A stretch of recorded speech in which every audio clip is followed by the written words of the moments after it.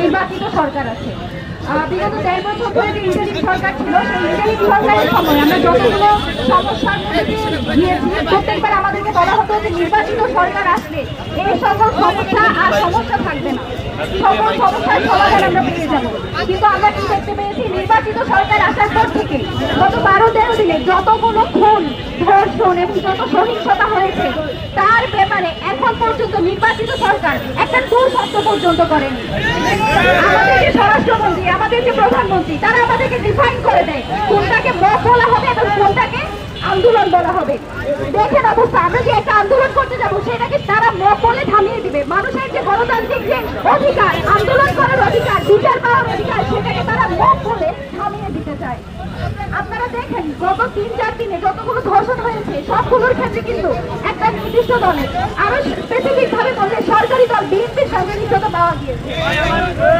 এই সংশ্লিষ্টতা পাওয়ার পরে আমরা যেরকম আগে দেখলাম ব্যক্তিত্বায় কোনো সংগঠন দিবে না, সেই ধরনের ভূমিকায় তারা আবার অবতীর্ণ হয়েছে।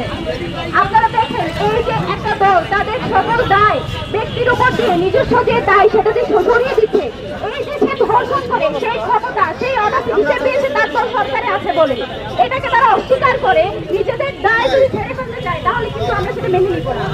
ব্যক্তির দায় অবশ্যই দলকে নিতে হবে, তাকে বহিষ্কার করতে হবে, তার ব্যাপারে কি সিদ্ধান্ত সেটাও আমাদেরকে দেখাতে হবে।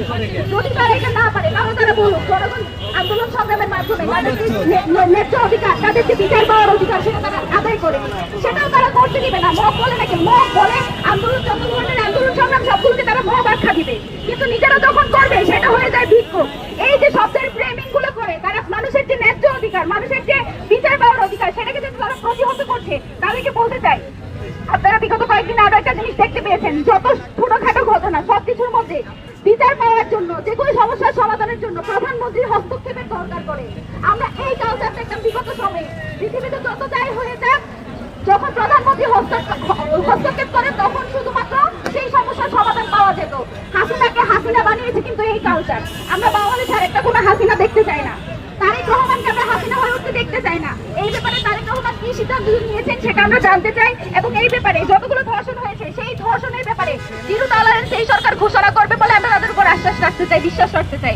ধন্যবাদ।